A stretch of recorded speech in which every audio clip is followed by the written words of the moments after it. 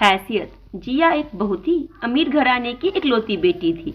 उसके mummy papa उसे बहुत प्यार करते थे। उसने जब भी जिस चीज की ख्वाहिश की मिनटों में हाजिर हुई। इन सब ने जिया को थोड़ा जिद्दी और मुंहफट बना दिया था।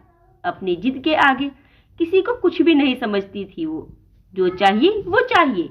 उसे एक अनाथ लड़के राकेश से प्यार हो गया। राकेश का छोटा मोटा बिजनेस था। जिया ने जिद ठान ली कि शादी करेगी तो सिर्फ राकेश से। उसके मम्मी पापा ने बहुत समझाया कि राकेश तुम्हारी हर ख्वाहिश पूरी नहीं कर पाएगा, फिर उसका कोई परिवार भी नहीं, तुम खुश नहीं रह पाओगी उसके साथ। पर बेटी की जिद के आगे दोनों हार गए और जिया की शादी राकेश से करवा दी। शादी में उन्होंने बहुत सारा दहेज दिया। जिया ने जो चाहा सब दिया, घर, गाड़ी, गहने, रुपया, पैसा, सब। राकेश ये सब लेना नहीं चाहता था, पर सास ससुर ने कहा कि हम जो भी दे रहे हैं अपनी बेटी को दे रहे हैं। यह सुनकर राकेश चुप रह गया। शादी के कुछ महीने तक तो सब कुछ ठीक रहा। राकेश ने अपनी तरफ से पूरी कोशिश की कि जिया की हर इच्छा पूरी करे, उसे किसी चीज की कमी महसूस ना होने दे। पर जिया की फरमाइशें बढ़ती गई। उसे रोज घूमना, होटल में खाना, डिजाइनर ड्रेस, गहने, पार्टी चाहिए थी। अगर राकेश मना करता तो वह अपने पापा से मांग लेती। राकेश उसे समझाता कि पापा से मत मांगो, अच्छा नहीं लगता, तो वो उससे ही लड़ाई करने लगती कि तुम्हारी औकात ही क्या है, जो भी तुम्हारे पास है सब मेरे पापा का दिया हुआ है, तुम कुछ नहीं कर सकते। बात बात पर राकेश को जलील करने लगी। राकेश के लिए ये सब बर्दाश्त करना मुश्किल हो रहा था, फिर भी घर की शांति के लिए चुप था।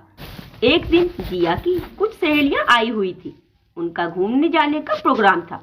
जिया ने राकेश से 45,000 रुपये मांगे, जिसे देने से राकेश ने मना कर दिया।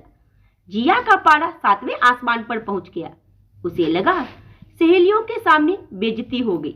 वो सबके सामने ही राकेश पर चिल्लाने लगी, तुम्हारी हैसियत ही नहीं कि मेरी ख्वाहिश पूरी करो, ये घर, गाड़ी सब मेरा है। मेरे पापा के सामने तुम्हारी कोई औकात नहीं, तुम्हारी कोई हैसियत नहीं। अब राकेश की बर्दाश्त से बाहर हो गया। वो जिया का हाथ पकड़ के जबरदस्ती रूम में ले गया और उसका सिंदूर, बिंदी, मंगलसूत्र, सारा मेकअप सब हटा दिया।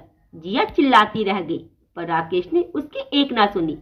सब हटाने के बाद जिया को आईने के आगे खड़ा करके बोला, देखो खुद को, ये है मेरी हैसियत, मेरी औकात। अगर मैं ना रहूं तो तुम्हारी सुंदरता के कोई मायने नहीं। आज जो तुम्हारी सहेलियां तुम्हारे आगे पीछे घूम रही है, सब तुमसे दूर भागने लगेंगी। सबको यही लगेगा कि कहीं तुम उनके पति पर डोरे तो नहीं डाल रही। तुम्हारी इज्जत इसलिए है क्योंकि तुम शादीशुदा हो। अब कभी भी मेरी हैसियत पे सवाल करने से पहले अपना ये रूप याद कर लेना। यह बोलकर वो कमरे से निकल गया। जिया को अब जाकर अपनी गलती का एहसास हुआ। उसने तय किया कि वो राकेश से माफी मांगकर जीवन की नई शुरुआत करेगी। जितना राकेश कमाता है उसी में खुश रहेगी। तो आज की इस कहानी के बारे में आप लोग अपने में जरूर दें। वो अगर पसंद आई हो तो वीडियो को लाइक, सब्सक्राइब और वीडियो को शेयर करना ना भूलें।